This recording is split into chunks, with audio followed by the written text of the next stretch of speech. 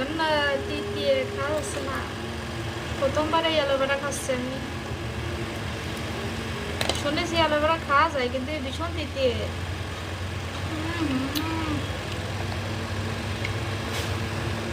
তিতিয়া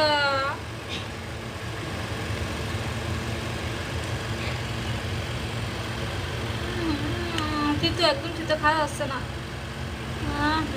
এত বেশি স্বাদ, কি করে খাবো এত?